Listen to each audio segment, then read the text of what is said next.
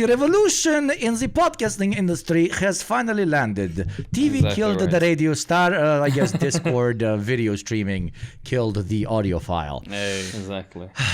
Hey boys, how you doing, you boys? guys? You looking forward to me showing up on camera where I wear the entire bodysuit, the fucking red warp suit? I will do it. I will unironically do it. If somebody knows of a good quality, I don't know what the fuck. You need to because like you have the yellow background on the Lenin head. Like you need to wear a completely red latex suit, right?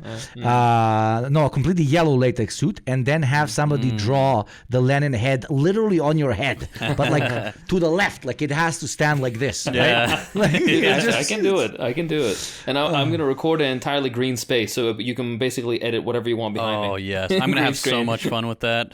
I can't wait. Yeah, that's actually. Hold on, I'm gonna put that in your to-do list. Put that in the ideas, yeah. Because it's also like going to play on a bit of the skimpiness with the whole thing. I mean, it's going to be sexy, so especially around the junk area, it's probably going to be quite intimidating. Right. As you stand up and get your tea and walk off, you see the big dumpy. Exactly right. Oh man! I can't wait to have to explain to everybody on the podcast because it took me like 6 months to teach my audience over on Twitch on why are you wearing a mask? Why are you wearing a mask? Anonymity. Okay, there you go. Yeah. Very simple. Please don't write that comment. It's not anonymity. No, it's that you would not be able to handle how sexy this man is. It's true. You would absolutely like look at him right now with the fucking chains. It's beautiful. Oh my god. Oh my god! And of course, JT with the beautiful curls. Oh, all right, shucks. I want to kiss you right on the lips, baby. one curl today that's just doing its thing. Hey, you know what? I would do things to that curl. Hey, if it's curling, it can go around. It's very fourth wall breaking for me with JT because I always see like the specific angle both for the first thought videos and his second thought videos. But then he kind of moved the camera and I saw the rest of the office, which please don't do that now because people will find you. There's freaks, dude. There's freaks. I know there are. I wouldn't have expected you to be in Botswana, but tell everybody what happened over here. I'm lying about the Texas thing, You just fucking fly back and forth. Imagine if that was the plot twist. Like everybody's like, yo, Hakeem, you're actually American, blah, blah, blah. You actually live in America. And it turns out like the one lying was JT. He was never from the U.S. He was absolutely never from the U.S. Never worked at Best Buy. Do this somewhere in fucking Bolivia. Mate, I'm from fucking Perth. Perth, bro. Yeah. Oh, dude. I can see it. The first time I sent a selfie to my woman when we met up was she was like, dude, JT kind of looks like he's in the wrong century. I'm like, what do you mean? She's like, no, he looks awesome, but he looks like British royalty or whatever. I'm like, he eats like British royalty, okay? Chicken fingers? the palate of a child? Yeah, the palate. Yeah. Like a person who has never tried spice. I'm fucking with you. Okay. What I'll say is that JT is my favorite albino Bangladeshi. He personally engaged in the protests. You picked the guy who gives the microloans. You better believe it. I worked at Best Buy with a guy from Bangladesh named Sid. He was terrible at his job. He was the worst. Not because he was Bangladeshi, but just racial commentary right from the gate. Fuck Bangladeshi people specifically, okay? They're bad, but have you ever met a Sri Lankan, okay? Compared to Sri Lankans, God, dude. I love I know it's borderline like global empire, Orientalism looking down, but I love niche countries because I'm from a niche country. I can fucking say I love niche countries. Me too. They're like these places that you like rarely think about, and then you meet someone, they're like, yo, I am Mozambican. Is that how you say it? I'm Mozambican? I don't know. Mozambique? I'm Mozambique maybe? No, I'm pretty sure it's Mozambique. Oh my god, is it demonym in English, I believe? I don't know. That's one of them fancy words. Let's see. But when you meet somebody from a niche country and you're also from a niche country, you're like, oh, okay, it's okay for you to not know anything about it. Yeah. So you're like, oh, please tell me something more. But whenever they meet like a Brit or an American or a French person, they're like, Mozambique, that's next to Russia, right? Like, like the first thing that plays in their fucking head. Like, you don't actually have to know the place. That happens to Kelsey all the time. It will be less time. Ignorant. When Kelsey says she's from Zimbabwe, people are like, oh, I know somebody from Kenya. It's like, that's a different country. Yeah. My God. two things. Actually, three things to say. Number one, it is Mozambican. Number two, JP's a white guy because immediately he noted a person's ethnicity, and then it was like, they just fucking sucked. And number three, what do you think happens to me? I've had people say like Latin American countries. Yeah, I believe it. Yeah, it's the strangest thing. I had an American person once tell me that my beard looks. I had shaved into a what's it called? Seksuke. What is it called? Goatee. Like this. Yeah, oh exactly my right. God! No, you didn't. You had the Lennon thing going on. Didn't. Yeah. This was a million years ago. I had a goatee. Don't go back. Do not please go back. Do not go back. You look great with the current. Oh Lord! I might have ran. If you approached me in that cafe in the city we were in, I might have sprinted away. Okay, Jesus. Looks like a super I'm villain. kidding. Goatees are okay. Beautiful. Goatees are okay. But yeah, and I had JT, you're a bit subjective, but okay. Mm-hmm. Yeah, and I was just, I guess the thing I was wearing, I don't know, and he was like, "Oh yeah, you look Mexican." I'm like, "Excuse me." Like that's not an insult. Yeah. But were you like wearing like staff clothes? Oh my God! No, because I'm putting myself in the brain of a racist. Okay. It's not very difficult. It's just Hugo putting also myself white, in my own confirmed. brain. Yeah. I love it. Oh, By the way, I tease both of you. Hugo he claims very fancifully that I'm the most racist of you guys. I don't agree. I will. Is it me? Is it because it's my birthright to be the most racist? Who's the most racist? Exactly right. Okay. It would be. I would discriminate, illegal discrimination against you. Thanks. It's like depends how long you play the D&D campaign or any RPG game. Like at the beginning, like a lot depends on your race. A lot of your stats. But then the more you play, the more you change who you actually are as a character, and the stats you got from your original race are like not as important. So Hakeem starts with minus 800 racism, but he is so profoundly racist that he's catching up to the minus 800. I'm kidding, of course. Hakeem isn't fucking racist. Only towards white people, like with great intensity. And I know you can't be racist towards white people, and I agree. But his levels even got me a bit concerned. I'm like, holy shit, holy fucking shit. I'm not sure we can say that about people even from Wisconsin. Okay, like holy fuck. The people will rally to my cause. Through sheer charisma and showing the the gummy smiles. That's this is a question. What? Yeah, tell me about that, Hakeem. Why is that a thing? The gummy smiles? Yeah. It's just a natural anatomy. It's regular. There's nothing weird about it. I will say though, and this is a thing that I remember seeing in American media. I don't know if it's really as widespread. But it always showed kids wearing braces in the US. Mm-hmm. And the obsession with the perfect teeth that Americans have. Yes. Yeah. Which the entire rest of the world does not have. Yeah. Right?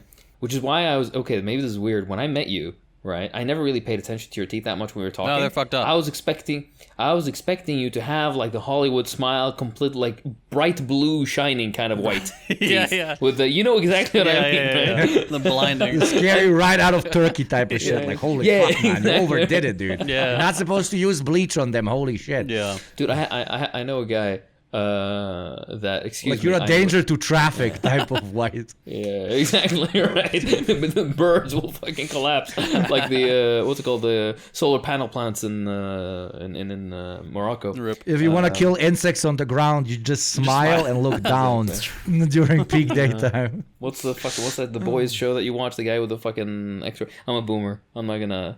Yeah, it's just The Boys. It's. Oi, Stewie! Oi! Homelander done took me wife and fucked me bloody son or something. My current obsession with like mainstream superhero shit is tell everybody what happened over here. I am I'm not sure, but the only thing I'm sure about is that I shot out of my daddy dick. All right, I don't know, some fucking Louisiana character that plays cards in Deadpool. I didn't even do dude. I've been practicing the accent for so fucking long, and now we're finally recording, and I completely screwed it up. Jesus. You're doing that in the mirror and your girlfriend's in the other room, like that meme. She's like trying not to cry. Tell everybody what happened over here. I done shoot out of me daddy dick. I was in the shower a few days ago, and all of a sudden I get Hugo's attempt at that thing, he killed my wife and then took my son or whatever. Took me bloody son. Yeah, and I just started fucking cackling. Just fucking curled over laughing. Oh. I mean, I miss you boys. Yeah. It's chicken wings of entertainment, like doing silly accents to yourself. It kind of like we need to go back to like just singing in the fucking shower. I have this very, very cool neighbor down on the first floor. Now I can point and people can see down on the first floor, many floors below. I am in the penthouse, of course. All Soviet buildings had penthouses famously. But no, and she like, I think she intentionally does it. She opens that tiny little window. They can do this in most Eastern European toilets, and then she sings like a fucking opera singer. And I think like the entire neighborhood knows about it. But I'm just grateful that she can actually sing. So what I'm basically saying is apartheid for singing in showers. Everybody who knows how to sing should sing, and it should be absolutely illegal for you if you cannot hit particular decibels, or if you hit them too hard, it should be forbidden for you to sing. That there should be like audio devices in your toilet that immediately stop the shower if you start singing very badly. Like no water for you for 1 hour. You must walk around with soap. Exactly. On body thing. Look, you have the privilege of having a person open their window and sing beautifully to you. I have the privilege of having somebody open their window slightly, and I just smell the fucking cigarette smoke from their constant. We have I live in a basically a commie block is what you could call it. Essentially, it's one of those kind of buildings, apartment, area, and we have a common ventilation system essentially. So there's two things. There's a family across the street that will cook delicious food, and somehow that will find its way into my room, and I'll just be like, oh my god, this is lovely, right? But at the same time, there's a person on the bottom floor who will smoke one cigarette or half a fucking cigarette, and it just goes all into my bathroom and my bedroom. That's it. Rip. the two places, my two safe spaces. But the guy looks really cool doing it, right? Yeah, cigarettes make you look cool. It's a skill issue. It's a skill issue. Okay. Do you know what I did? I was no, this is not a Karen. Karen's complaining behind their back. I lodged an actual official complaint. Oh my god, motherfucker! If you're gonna smoke, you fucking kidding me? You're not gonna fuck you. He's smoking on his window. It's his window. He can smoke on his window. He can eat all of my ass if he wants to what's kill wrong with himself. Let him. You can't even smoke on your own window anymore. Let him kill himself. I do not want to die from his secondhand smoke. Okay. This is not a Karen goes and complains to the fucking whatever king of the castle of the building about a guy smoking on his own balcony. I complained to him and I said, we had a conversation and everything. And now we'll see. We'll see if he. And what did he say? I will no longer smoke on my own window. He doesn't. No. It's not smoking just in the window. That's not what irritates me. He will smoke in the areas like the. It's an old ventilation system. So there's an intake and outtake areas. He will go to an intake air area, smoke, and then he'll go into the fucking ventilation system and then go and be spread beautifully like fucking SARS. Like SARS. That's fucked. That's fucked. I lived in an old block where the fucking ventilation above your stove or whatever was an old school one that connected. So it was fucked up. If they would even cook on the floor below me, I would smell all of their food. But if they also smoked like above the stove, I don't know if they do it in your cultures, but it's a big thing here, especially when it's cold outside. The smoke would literally walk into my living room, but they like come into my living room. But then I talked to the landlord, and you can put like some fucking thing in your it's a filter sucker, your sucker, and then nothing comes in. JT's my favorite sucker. Hello, everybody. Welcome to the Deprogram. By the way, we're doing it's football, not soccer. Okay. Yeah, we're just chilling, shooting the shit today. I'm good though. Yeah. Very busy. Have you watched the DNC? It was absolutely incredible. Obama said that Trump has a small dick. Did he? That was not where. Yeah. He today I had to watch it because again the fucking streams. And I literally almost fell asleep. I think I fell asleep at one point. But it was completely unexpected. Obama kind of made a joke. Hey, Trump has a small cock. No, he said. You imagine he walks out and he's like, Trump has a small cock. No, he made a joke about, which was very unexpected from Obama, a very respectable man of many respects. That is very respectable. He was like, he looked at the audience and he was like, it's super weird how Trump is obsessed with size of his audience all the time and the crowds that gather on his things. Yeah. But then he did this. This is what like liberals fucking like fall over themselves applauding for it. Did you see? Oh, she's wearing Chucks. Come on, wearing the Chucks. Man, what is a Chuck? It's a shoe. It's a type of shoe. Converse or something? Yeah. It looks like Converse to me. Or am I just with the star on the side? Yeah.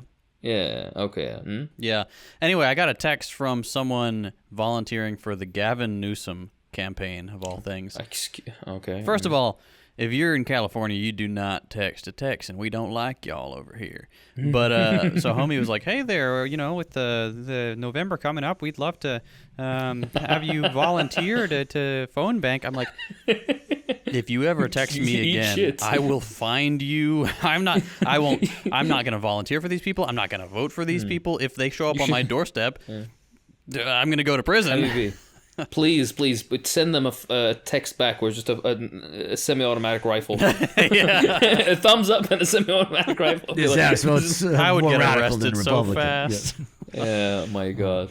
I mean, hey, you're defend your castle. No, hold your ground. What the fuck? Castle doctrine or stand your ground laws. Yeah. Yeah, exactly. Defend your castle. Tower defense law. Fucking throw water balloons at them. But yeah, boys, I had a jackpot today at work. A man that came in, young dude, 30 something, let's say, and he was completely adequate and oriented and like without any severe neurological shortcomings. Okay.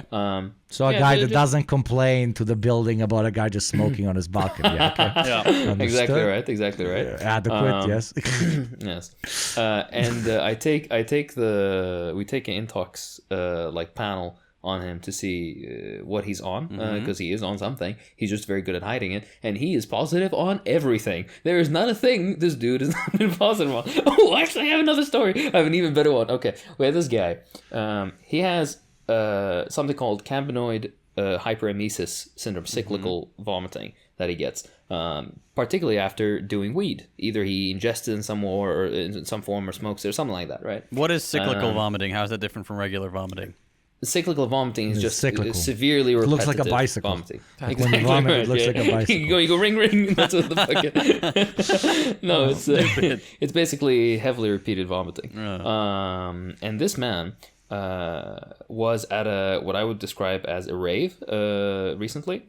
And he bullshitted me, okay, because he's like, no, I didn't do anything. And the reason he even came into the emergency ward was because his kidneys were failing. The reason his kidneys were failing is because he's lost so much fluids from the repeated vomiting over several days. And this is not the first time, by the way. He's come several times. Several days from weed. Yeah. He was lying to you that was not weed. Yeah. No. Okay. Sorry. He comes in. You're right, by the way. He comes in, and at first he bullshits me. He's like, I had a spicy burger. I think my tummy's upset. I'm like, I don't think a spicy burger. They use the spicy that's the new way for. That's the new name for. That's the new name for heroin. Okay. Yeah. I had that spicy burger heroin. Okay. That's the special for. My God, I'll get this guy to advertise for whatever burger place JT opens up in the future. Hey. It's like, it'll make your kidneys fail. Hey, Americans would probably go. They'd go. Absolutely. We clamor about liquid death, which is just water in a can. That's such a good scam. Yeah. And people are like, ooh.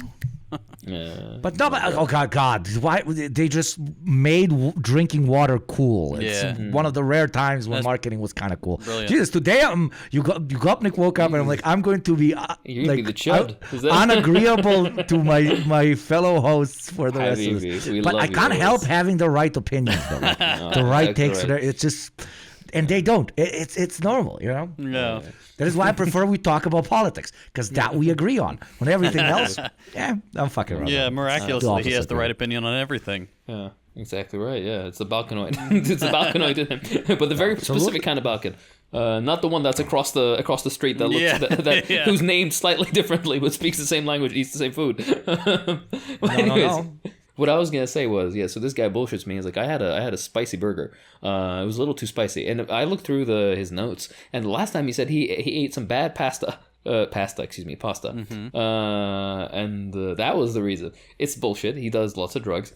He was at a rave of some kind, and it was pulling teeth to get him to admit to me what he did. And he was like, "Oh, I did a little meth, and I did a little bit of this and that, ketamine, and then some ecstasy." Oh my God! Cool. And he was like, "Yeah, and I did some stupid."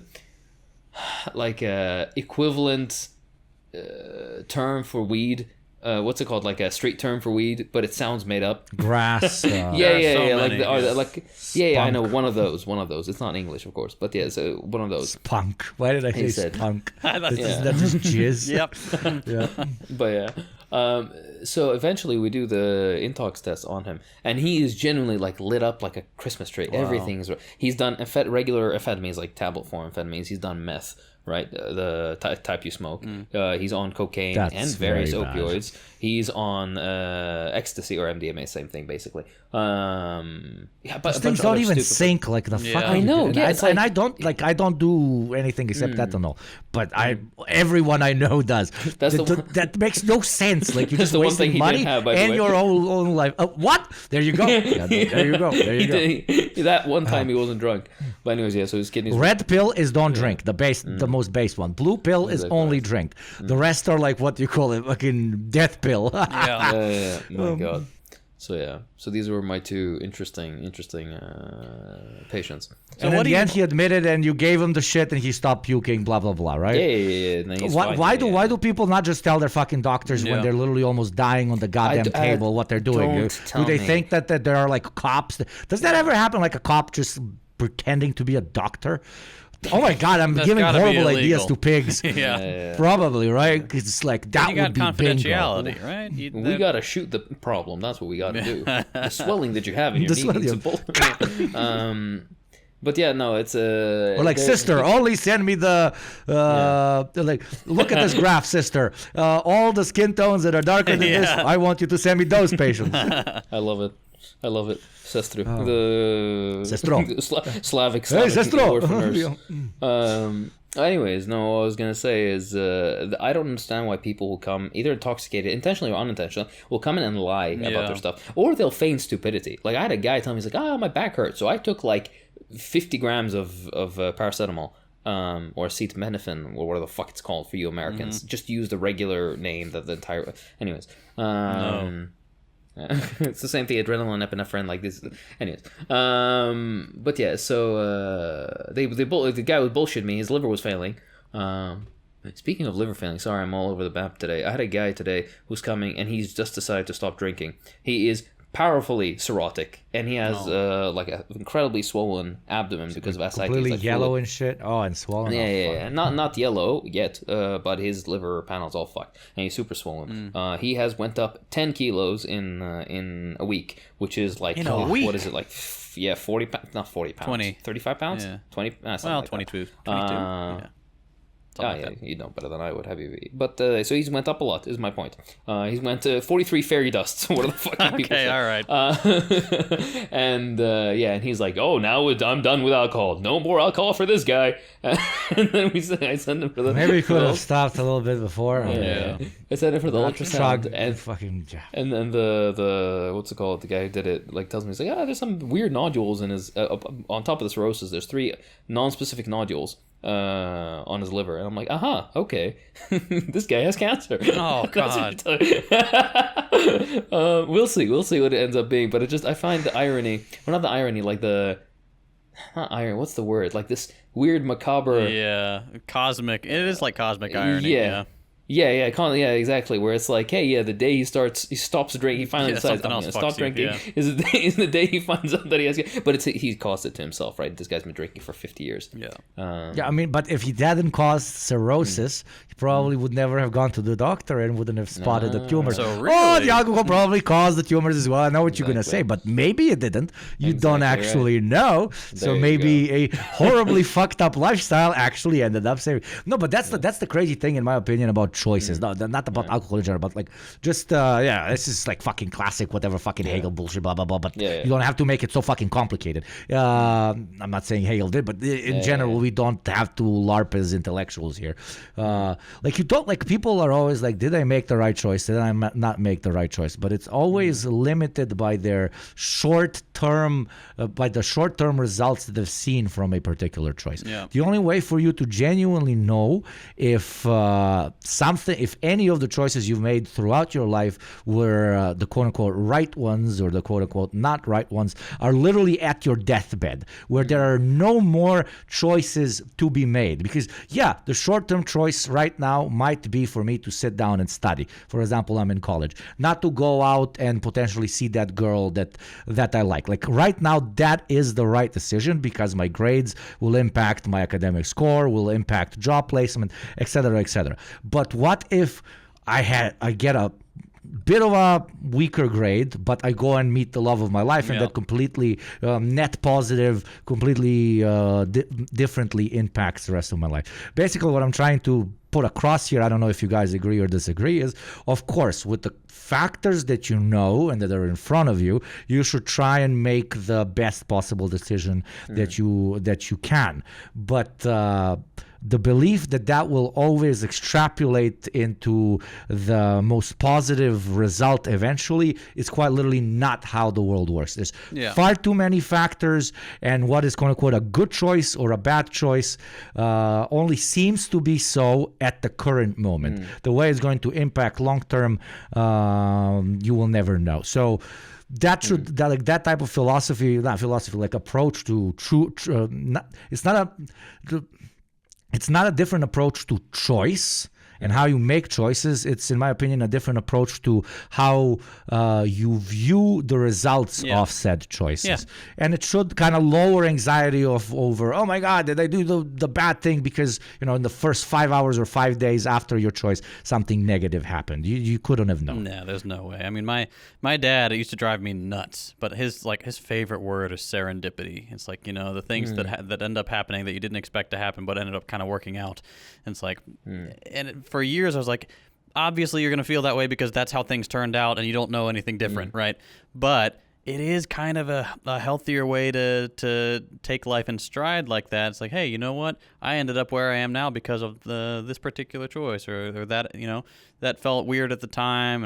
Or one of the guys you met, I won't use his name, but we met in the place we were, and he had that injury. He was going into to be like saxophone performance and stuff like that, and he was amazingly talented, but he got that nerve injury, so he can't really play anymore. And so that led him down a path to choose to pursue conducting, which, he was bummed about it, but then that choice we were talking about the other day led him to where he is now, where he's really happy. Like, he can have a great life and great career trajectory with that, even though it wasn't initially what he wanted. And so that's another instance of like, hey, serendipitous, it worked out. It is kind of, it is what it is. MFs kind of people are the ones that really, it's a healthier outlook. Got it relatively figured out, at least a bit more. Yeah. You can go into the extreme of YOLO, et cetera, et cetera. Yeah, and somebody is going to be lucky enough, and YOLO is going to work out for them. But then for the other ones, just statistically, it's not going to work out. Or you have the other, the opposite of the YOLO crowd, which is arguably even more annoying, which think that, oh my God, when life works out from their subjective perception of what is a life that is working out, because that is inherently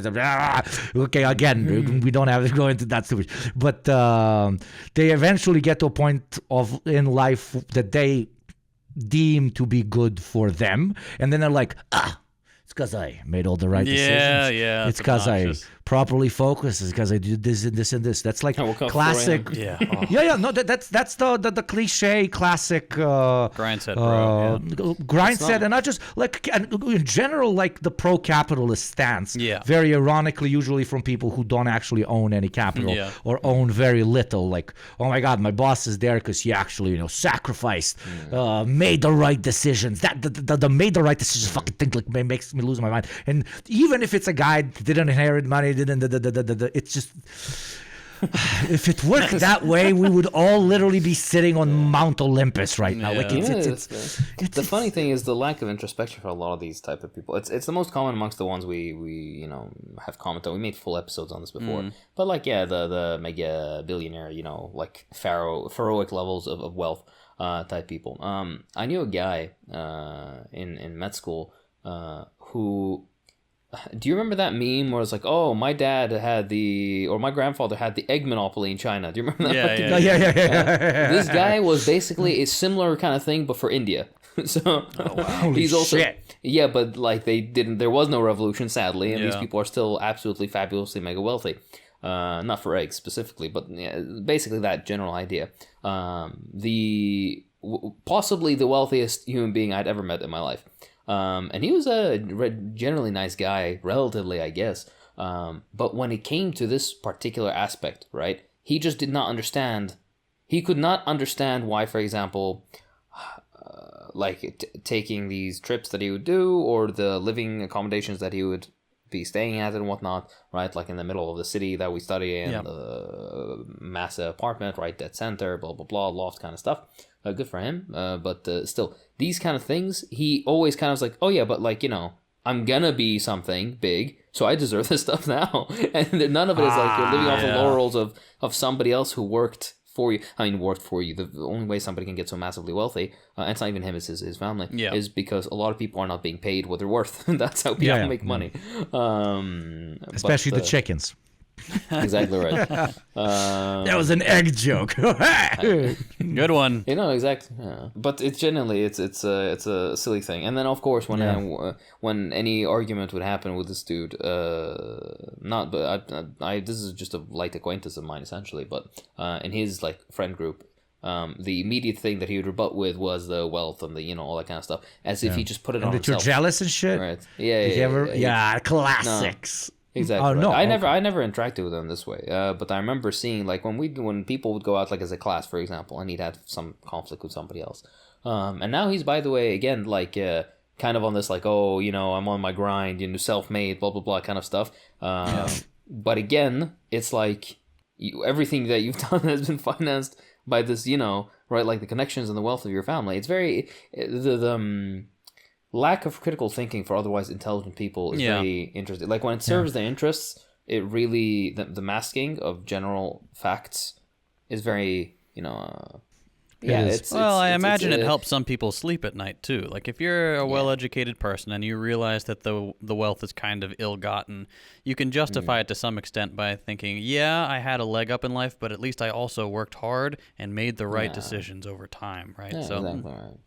And this extrapolates to everything we talk about, really. Like, if you look into certain kind of scholarship, like the type of people who tirelessly work to try to make it look like for example, the structural loans that the IMF gives are actually make lives better for people in whatever developing country they're forcing these loans on. When all the evidence is to the contrary, but they still do it. These people are intelligent, you know, PhDs and master's degrees and whatnot. They've done all this stuff.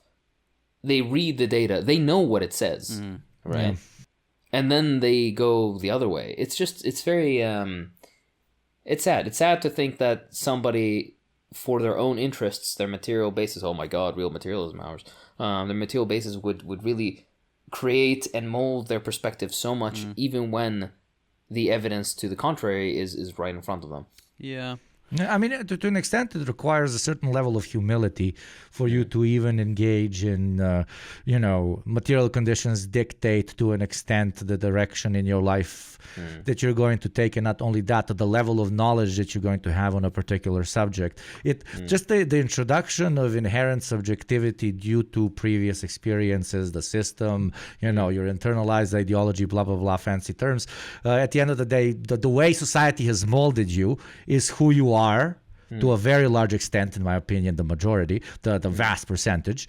You need to have a certain level of humility to admit to that, and a lot of people, in my opinion, reject it, especially people in positions in life where they feel like they've really, really worked hard to be in, and most likely they have. For example, you mentioned people in academia, etc., etc. A lot of intellectuals do not completely reject Marxist ideas, in my opinion, especially about how systems are built and how they influence communities, and through that individuals and so on, because it implies that yes, you got here due to hard work, but you also got here due to circumstance. And they very often don't even like calling it circumstance. They say, oh, what do you think I got here because of luck? They redefine circumstance as luck, etc., etc. So they reject this sort of fact, I'm sorry, but it is a fact that, society has molded you to come to this position in which you are in, plus the hard work that you most likely were capable of being a hard worker because society, from parents down to the economic model you live in, down to the people you interacted with on the daily, has molded you into being a hard worker. But in order for you to accept that, it kind of, to them, which it shouldn't, they feel like it undermines the personal efforts that they have exerted, and therefore it undermines their levels of success. And it's understandable. It's completely understandable. But I think it's really, really solidified in just fucking ego. Just not wanting to admit to yourself that everybody had both a handout and some more than others, and a push down some more than others, push down the stairs, I mean. And it's it's understandable, but kind of pathetic, honestly. Yeah, I agree. I mean, and then there are a lot of people who that doesn't really even factor into their worldview. It's like, I recognize that I got rich from my daddy's sugar plantation or whatever. Other people aren't as fortunate. I don't care. Like, I don't care. Like, they don't even decide. Warren Buffett understands, he has a great class consciousness. He understands the concepts. He understands Marxism, I'm sure. And he says, yes, there's a class war on, and I'm going to make sure my class wins it, right? And then there are the people who don't even consider that, or they do. They're like, yeah, I see how class consciousness is something that is important to a lot of people. I recognize that my position is greater than that of other people.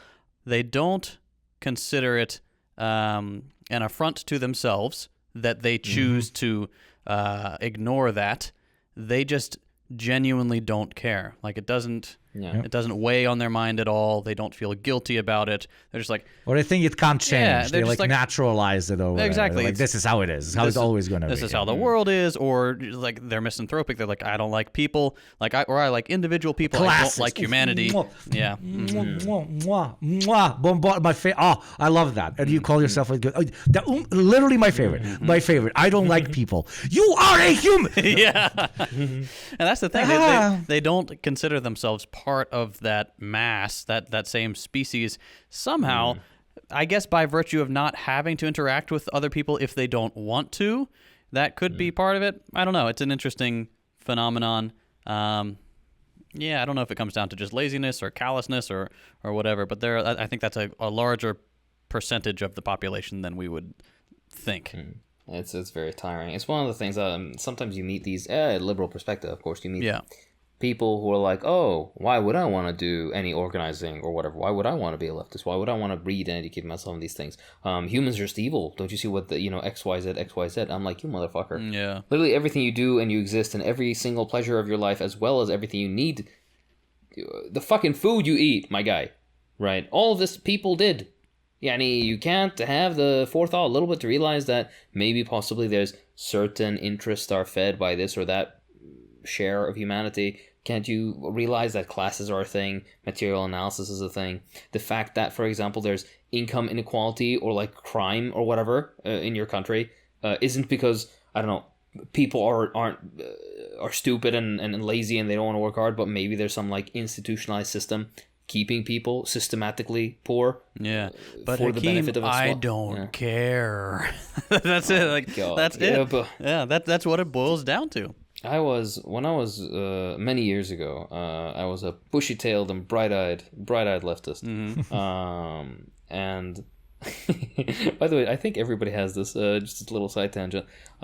When you really start getting into the Marxist sphere, I think the reason the Maoism stuff has such a strong attraction is because it's very bombastic. Yep. Right? And it really meshes well with the rightful indignation or anger that people have.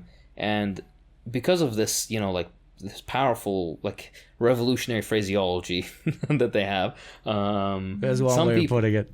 Yeah, some people really, really, like, adopt it. And I find that shit fucking hilarious. Yeah. Especially when you don't come from that particular cultural context where it makes sense. The reason the Chinese sloganeering made sense is because that makes sense in their culture. Yeah. Right? And their the time. Yeah. Same thing when you see like certain Arab like political commentary or political propaganda. It's a very, like poetic, floral kind of language. That's because it makes sense in Arabic. But when you translate to English, it comes off a little bit. It doesn't land. It's a little cringe. Yeah, exactly right. It doesn't land the same way. But it's the same thing. You see like a white guy from Wisconsin. I don't know, Wisconsin is the beating horse of the day. And they're just going to be like, show forever. Yeah. Exactly, yeah. And they'll have their stupid fucking slogans. It's cute. But anyways, I remember when I first got into the leftist sphere, I really liked that phraseology. I didn't use it, I didn't adopt it, but I would always, when I would read it, like, this slaps, this is cool. It's just a bit anachronistic, a lot of it. It's like, this feels like something out of the 50s, and I wonder why it feels like something out of the 50s, right? Yeah, exactly right. Just never got updated. Oh my god. Full communism now. Yeah. Please, okay. Not the made up quote about what's it called? The communism is a love, it's a hammer with which we crush our enemies. Yeah, brother, yeah. Oh my god. Zizek used that on the back of his fucking Mao book, which is a garbage. Like the only reason I got it was because I wanted a print copy of the various essays of Mao, and I couldn't get them on their own in English. So I had to. Oh no. Let's see. Yeah. Oh god, yeah, get that dumpy in there. The perks of being on camera. Yeah, exactly right. If you flip it on the back and you show people, it's in English. That's exactly. That's counter-revolutionary. And then that is counter-revolutionary for Western culture is identifiable with capitalist superstructure structure. All English culture is superstructure to the capitalist structure. Exactly right. We must kill rock and roll and break skateboards. Unironic Romanian and Bulgarian communists and Maoists for a point as well. Like, holy shit, what the fuck? My god, we need to kill the stray animals. Oh my god. The vermin amongst the people. Excuse you? What? Doofus behavior. We must defend the proletarian animals against the lumpen animals. Oh, but anyways, but the entire thing that I was trying to get to was when I was very young, and you in the sphere, I was very energetic to be like, no, you need to sit down with people, you need to have a conversation, it doesn't matter how long it takes, you just gotta get through them. And that is true, and that's the correct course of action. But I honestly understand, number one, I understand re-education camps, and number two, I understand the next step afterwards very easily. It's a very comfortable.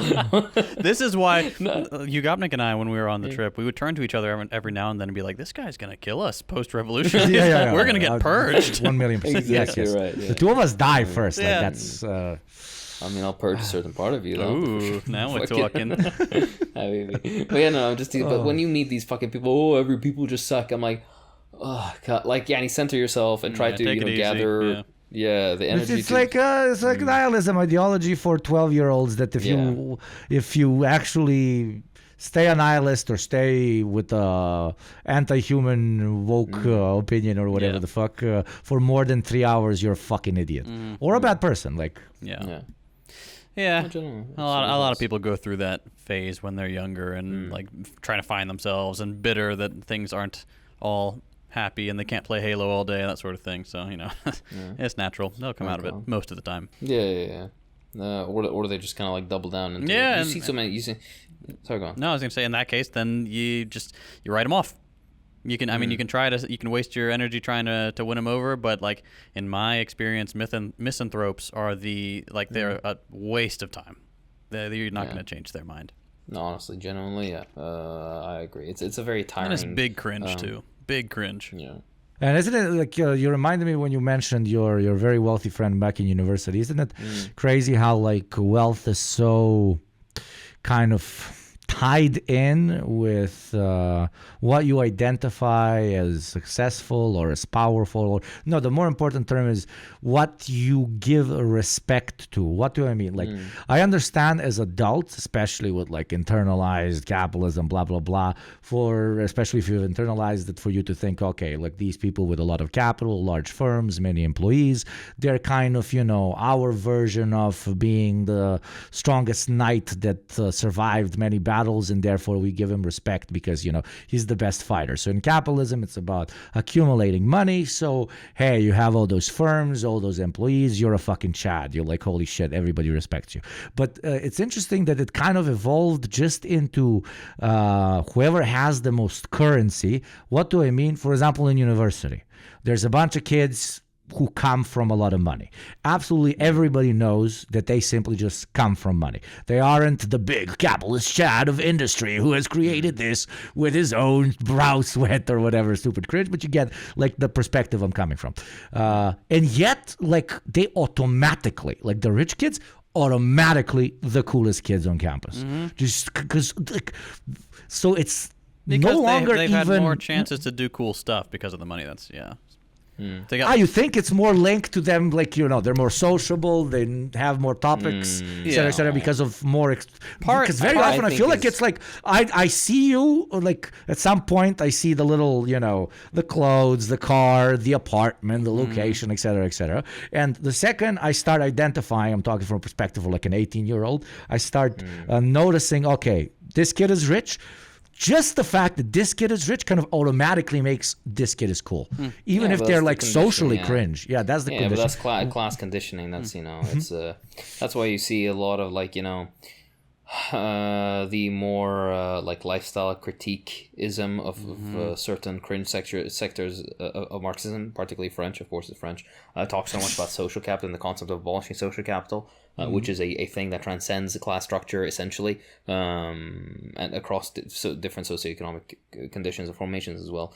But that's the thing. It is a vestige of that, and also not only is it a vestige of that, but it is a reinforcement of the idea just based on, like, you know, like when you meet a quote unquote a noble person from an aristocratic family, and they're just supposed to be better. No, if you didn't know, if this guy didn't have the pomp around him and all this bullshit, then you wouldn't ever make that association. It's just a regular person. It's part of the mythology behind it, right? Same thing with really wealthy people. The vast majority of them are just regular people. The vast majority of them are exceedingly boring in their experiences and their traumas. But yeah, in my experience, the only thing that made the rich kids cool, and this is partly because I guess where I was, we're coming from roughly the same level of affluence, which was you know what Americans would call upper middle class, like at a private school. So everyone's pretty well off. But like the really rich ones, I think it was almost the opposite. Maybe it's just where we are, but it was okay. That guy. Okay, he's got the BMW, that's daddy's money, that kind of thing. So a little bit gross. Oh, that's interesting. But because it could switch if it's among like everybody who's pretty well off, and then there's somebody extra. The pretty well off ones can feel more like rebels because they're not like the one that's extra. Yeah.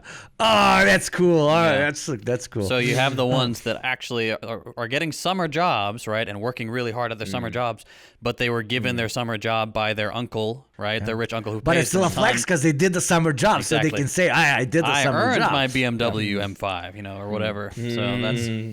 So maybe that's what it is. It's interesting. Just there's varying levels of the social strata.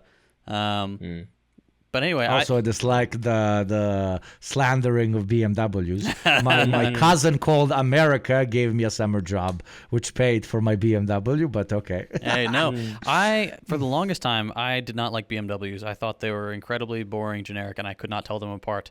And then in the last few years, you're a hipster. I know. In the last few years, I've kind of come around on them a bit, not entirely. I saw one. Some are okay. Some are okay. I saw one the other day. I've seen very few BMWs with like a wing and like a body kit.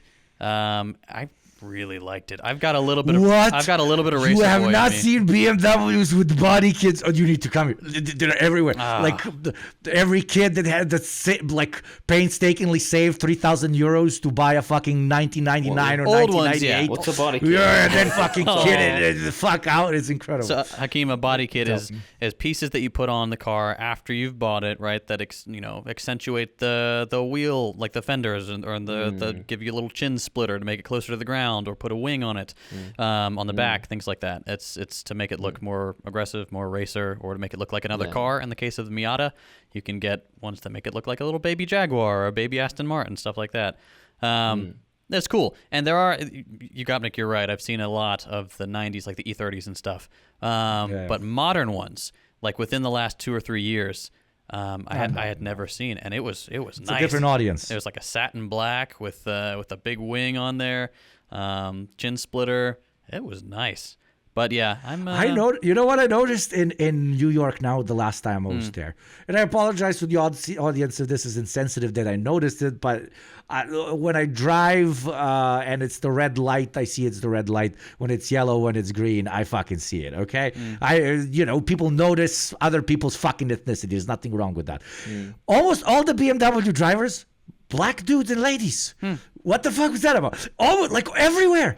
Like BMW drivers, people of color. I don't know. It was like that noticeable. I was like, okay, that's strange. Different, I don't know, probably pitch in the US, maybe? Because I always imagined that it's going to be like the fucking finance bro guy that drives it and screams into his Bluetooth headphone. I mean, now he has the car thing, et cetera, et cetera. It was just a bunch of chill dudes going around doing their daily thing. But I noticed the ethnic alignment with car, if you know what I mean. Here in Texas, if you drive a BMW SUV, there is a 98% chance you are a mid-30s white woman, blonde hair, with a baseball cap, ponytail out the back of the little cap thing, wearing athletic gear, taking your kids to soccer practice. 98% chance. And you can picture that person in your mind, drive up next to him. Oh, yep, I was right again.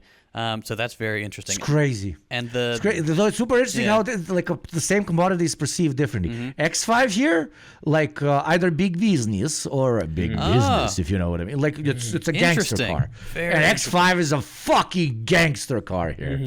And also like legitimate quote unquote business. Poor Hakeem's like, what are you talking about? What's the car? What's the car? We sit here and listen to I found the third tumor in the left crater of the asshole. Okay. Hold on. F5 what? What do I look up? BMW X5.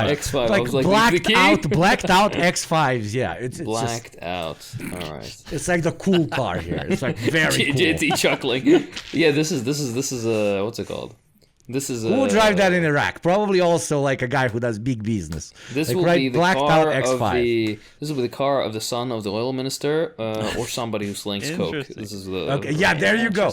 Exactly. Somebody who will shoot you. And in the States, it's suburban mums. In the States, it's suburban mums. The Escalade is the mafia car here. Like if you're a big business boy, Dear patrons, please support us, of course, because we're going to grow the voice of socialism online. Like, I'm not even saying this ironically. We'll do our best. Yeah. But also, my peak dream, I want to be canceled because I buy a brand new Escalade. Okay? I want to not be able to park this anywhere. I want to be the most toxic piece of shit. Only so that everybody's scared of me and thinks I sling coke, and I just go up to them and I'm like, no, I do a podcast. Look, hold on. I mean, they'll still believe, like, no, this guy does sling coke. Absolutely. There's no universe anybody would believe you don't sling. I'm sorry. Yeah. Your whole demeanor. So I was going to say, and I say this with full love, by the way. What is the difference between this and the G-Wagons that rappers always talk about? What is a G-Wagon? G-Wagons are much more expensive. That's a ridiculously expensive car, and that's like an ultimate status symbol kind of. Like, which you one? Drive the Escalade is the one? The G-Wagon. Like if you drive a G-Wagon, especially the more decked out ones, you're a rapper, a high-end YouTube personality, you did well in capitalism, or a piece of shit. That's it. Well, I don't get it. It's not a nice car. It's so boxy. That's kind of the point. It's boxy. I kind of like it. Takes a quiet. I kind of like it. Go on. And it's especially like kind of like extra evil in the Balkans because all the sides during the Yugoslav wars, we had a shit ton of back then G-classes were literally just like for armies and for the forest. And very often like the majors or generals would drive around with them, and it's super crazy. There's so many like genocide videos basically with a G-class parked in the corner and you guys getting their heads popped out. There's just G-classes everywhere, but the green G-classes from old, right? Nowadays, you just take them to you drive them to Lockheed Martin so that you make tanks that then kill people. They're no longer in the war zone. There's a degree of separation. There's a degree of separation. I like that one. That was good. Hakeem, are you thoroughly enriched by our car talk? Absolutely. This is one of my most favorite forms of discussion from you boys is to understand what the fuck, what is going on. JT, tell me. I can absolutely see Hakeem in a G-Wagon. 100%. Yeah, that's really? not even a question. You think? Yeah. Are we being racist? Maybe. No, I don't think. No, he would look great. With nice pair of sunglasses that you pick out for him. His usual dress, his usual attire. This man dresses well. Like he's just a nice, freshly dressed man. stepping out of that, takes off his sunglasses. Exactly right. Beautiful. This is the beauty of the Deprogram, okay? We spend half of the show deprogramming you, and then we're like, this commodity, incredibly based. Your identity should be identical. Sponsored by BMW and Mercedes, the only show actually sponsored by both brands. Thank you. Speaking of car stuff, this is something that I've been thinking about recently. Volvo, I got to drive it the other day. It rips. I love it so much. It's not done. It's not done. Yeah. It's never going to be done, honestly. I promise you, I'm not doing the Volvo jokes anymore because both our audience is fucking tired of it probably. But I feel bad at this point. Yeah, me too. It's not even funny. That's okay. It's not even funny. Like, I've gotten to the point where it's like, if it gets done, I will happily accept this Volvo that I've been waiting on for a couple of years. But I've been thinking recently, every once in a while, I'm like, gosh, I kind of wish I did a real person job sometimes. And so I was thinking, what would I do if I didn't do YouTube and podcasts and political stuff? What job would I like to do? That one's easy for me and Hakeem. You'd be hanging from somewhere, I think. Yeah, honestly, so, yeah. Hakeem, that's easy for you. You'd be doing your medical stuff no matter what. A Marine. Serving proudly, and now a volunteer in Ukraine. Like, God, yeah. For me, I think it's car detailing. Honestly, like I like really clean cars, and I like keeping them tidy. I like shiny, freshly washed cars, and then I get a little bit crazy when I see the first specks of dust and stuff start to appear. So I was like, I like being around cars. I like nice driving experiences. Maybe I'd like to do car detailing. And so I think I'm going to start doing that in my free time. Just go down the rabbit hole and do that for family. It's a nice meditation to do on your own vehicle. I never had the patience for it. Yeah. But doesn't it pay like shit unless you're running your own shop to an extent? Yeah, you have to run your own for sure. And there are it's one of those things that's kind of divided these days where you've got the more traditional ones that have built and established, detailing business. And then you've got the hustle side of it where you've got these guys who go out and buy a van and they make a mobile detailing shop in the back of it. And they, they're shilling their services on Instagram and Facebook and all these places and charging like $50 to detail an SUV, which is pennies. Like they're gonna spend that on detailing supplies and stuff like that. But they're like, I just gotta grind so I get the customer base and stuff. So that's a little sad to see because that they're just gonna burn themselves out. But yeah, I mean there are people on YouTube, like I've been watching this one channel, Pan the Organizer, nice guy, a little awkward, but he's got over 1 million subscribers now. He drives a nice Porsche, so you can make good money detailing. And he just works out of like a really nice home garage. He's got 1 million subscribers. It's a lot of fucking money.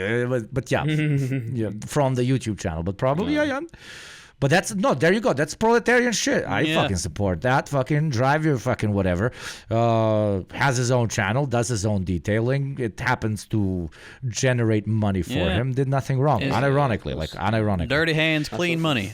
That's all it is. It usually how it usually goes. Yeah. The dirtier the hands, the cleaner the money. Especially if it's blood and shit. The case of Wiki. Exactly right. A question for you boys: what is detailing a car? Oh my gosh. Okay, so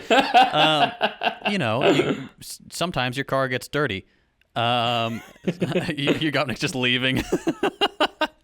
I love it. So sometimes your car gets dirty, so you take it and you get it detailed, which means you get it washed, waxed, polished, all that stuff. You clean the brake dust off there.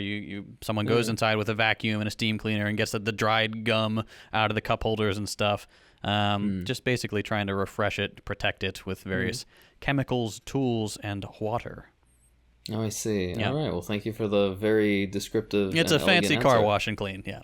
That's exactly, because when you say detailing, I thought this guy gets like a fucking like an etcher or what was it? Oh yeah, I thought he's drawing like designs or something. There are people who do that for. I think actually for G wagons, it's like if you've ever seen one of those really like the really gaudy Desert Eagles with the engraved grip and stuff. There's some companies that do that with luxury cars, and it's like oh my god, no. It's gross. I don't like it, but I mean, good handiwork, I guess. You can have like lights added, but that's like more like customizing your car. Here, like I don't know how it is in Iraq. Like most car washes, you leave it with a bunch of dudes and they wash it for basically, you, right? Yeah. Probably that would be called detailing in the US to an extent. But and they have like price ranges, right? Sometimes at least they do in the Balkans always like, oh dude, but no, it's nice. Like let me like do the leather extra and let me like clean up the displays and like fix up your lights, the ceramic coating. And then they hit you with a much higher price tag, etc., etc. But that you do once every, like even they will admit that once every 3-4 months just for the upkeep of the car. It's probably gonna be a plus in the long term because you'll be able to sell it for more because it's gonna look better. But if not, if you keep your car inside, I'd say wash it once every week and a half, maybe even 2. Obviously, depending on your budget. But if it's outside, you gotta wash it every week. You will literally, it will look like shit, and you will not be able to sell it. It's weather conditions and these parts that like force you to do that. But otherwise, if I lived in a quote unquote clean, pristine kind of area, where there was no dust and no stone and no fight, none of this shit, right? I don't. You'd never wash your car. Ever would come across my. But this is the thing, like, if I wouldn't be one of those people who drives a car that's like dirty with mud and shit like that. That you see that, right? Yeah. No, I would want it to be clean. But there's a difference between it especially looking clean inside, and it's sparkling, like it's like your house. Right? Yeah, exactly right. But that's what I mean. No, that I'm very specific about. The cleaning the home. That's the detailing I do. Yeah. I want stuff to sparkle, but the rest of it is my God. You got me. What about you? If you wasn't a doctor or a communist, you would run a hardcore cleaning business. Ooh, with the maid outfit. They would be dressed in uniform and they walk in like. Okay, that's a different twist than what I was thinking. I was like, okay, so he migrates to the States and he's like, we're gonna call it the Hussein Company, and everybody has to dress like Saddam Hussein when they come and clean everything because it's like militarized, you know. That would that would pop off. No, absolutely. Some generic millionaire, like unironically. He's like that fucking disgusting nonsense with the Hooters restaurant where it's like, oh, you need to bring a bra with the fucking job application or some bullshit. The United States is fucking disgusting, right? It would be like the difference would be you have to bring a photo of you with your mustache, fully grown out mustache, to apply for this job. And it has to be if you don't have a fully black mustache, I don't care what the rest of your hair is. You have to dye it like pitch black. Who's the Steve Harvey? Is that the guy? The black guy that yells in the shows? Yep. That guy, right? Who is not illiterate, by the way. That is a myth. He can read. Why? I don't know. Somebody said he was illiterate. I'm like, I don't think that's right. So I looked it up. He's not illiterate. Exactly right. Yeah. That is the nichest thing I've heard in my life. I mean, it's actually, you say this, but it's incredibly disappointing reading all these like black leftists of the like 50s to the 80s of the United States, and how basically all of them were either illiterate or functionally illiterate until they taught themselves, even though they went through the American educational system. Like, Jesus Christ. What? Yeah. How is this possible? What country do you live in, man? It's a little grim. Yeah. Jesus. Yeah. Oh, Lord. You got Nick? What about you? What's your not podcast, Twitch streamer, YouTuber career path? Oh God, I sound so disgusting. Holy shit! Oh, let me hear it. You say those three things. Honestly, I don't know. I probably would have remained a corporate shell to an extent, but if I got to pick, what would I do if I got to pick? I would go and do like a 2-year course or whatever on art.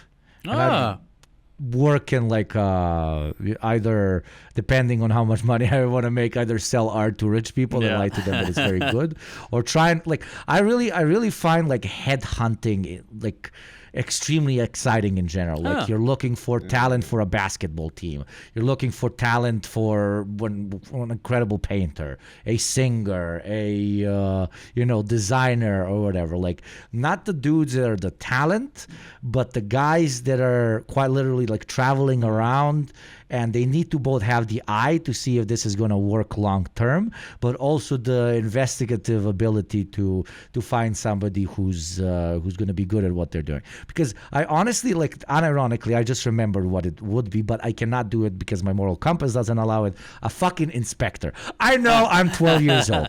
A fucking detective, okay? A detective, an actual detective, but I don't want to be a pig. So I would be like a detective in other fields or whatever, trying to find lost art or trying to pitch good art to better markets, etc., etc. Or maybe work for the IRS, like just, you know, but I cannot open so many Excel files or look at so many numbers, you know, try to find people that are hiding taxes, etc., etc. But like something that involves detective work to an extent, but without me having to kill anyone, it would be nice. Wow. So not my job. You know? What a guy. Dude, I'd be shook if investor Hugo came into my house with like a big black coat and stuff, and he's like, "Hey, why don't you please sit down, have little chat." Exactly right. You'll give us information, yes? Yeah. Oh man, he pulls away, then he drives away in his G-Wagon. I successfully sell painting to stupid man American. Hey. Exactly he think it $1 million. I buy $50 of Craigslist. Or no, that's the ultimate, like that beats drug dealing or whatever. Like you sit down, you pull out a gun, and you're like, you will buy this painting for $500,000, and then you have to go and like you buy it and you sign everything. And you're like, okay, bye. Like prove that I put a gun to your head, literally. Which, and you, Hakeem, if you weren't a doctor or a YouTube / the podcast man? Dude, I genuinely don't know. As much as I complain about medicine so much, I can't see myself doing anything else. I can't be corporate, that's for sure. No chef? I would kill myself. Chef, like again, I'm again with this thing. I like the idea, but the reality of it is far less romantic than the image I have. I'm not going to be able to have some cute little cafe on the water and fucking have people. I'm going to have to grind for like 30 years to get like, you know, to the top of it. And fuck that. Dude, medicine is this. Like what are you're describing your literal job. Yeah.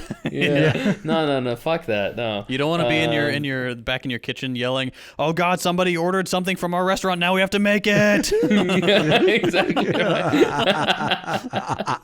Exactly right. Fuck, it's so stupid. Yeah, no. I have genuinely no idea. I think I would experiment a lot more on what I would pick in medicine. I told you this about, I had the bifurcation of my life. Yeah. Where right as I graduated med school, I got an offer for forensic medicine. You even used the medical term for that, for the two paths on bifurcation. Yeah, exactly. Yeah, but that's the thing. I was like, God damn, I'd be working with like I mean, I kind of do work with corpses, but you know what I mean? Like, it would be more detective-based. It would be more, I guess, thrilling in its own way. But, I mean, I guess it would just become a job like any other job at the end. Yeah. Right? Mm-hmm. And it's going to be far less, like, exciting. It's not, homicide. It's just going to be like, some guy fucking choked himself to death while he was jerking it. Like, it's going to be some fucking, you know, Okay, like... I'm risking of doing cop apologia or whatever, but if you work specifically in the homicide department and you specifically only investigate murders, right? Yeah. You're not walking around killing minorities for speeding, right? Like specifically, I'm investigating murderers and I want murderers in jail, right? Like, unless I'm putting the wrong people in jail or like doing immense amount of collateral human damage, I should be able to sleep okay at night, right? Yeah, I'd say so. Right? I think so. Mm-hmm. Depends on who's getting whacked, of course. True. I imagine like I'm walking in and it's, you know, some like billionaire that had like 50 sex slaves on his island. Yeah. And then the sex slaves escaped and stabbed them to death, and now I have to, you know, put on my we protect capital hat and hunt down the 50 children and like snipe them and shit. That's a great movie idea right there. Oh my God, I love it. But yeah, no, to answer your question, it would be medicine probably, but something I wouldn't be in right now.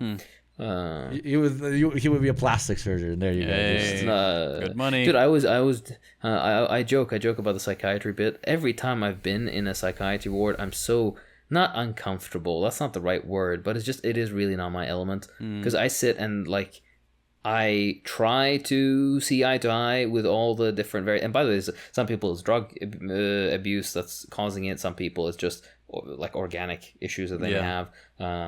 so on and so forth. And I genuinely, it's like, this is why I'm in emergency medicine. It's like, I see a problem, I can like thoroughly investigate it in a very clear clinical, pathway. I can treat it. I can notice improvements right away. It's not like, if you try this medication in 6 months, maybe you'll be a little bit better, right? As well as like trying to kind of see eye to eye with the patients.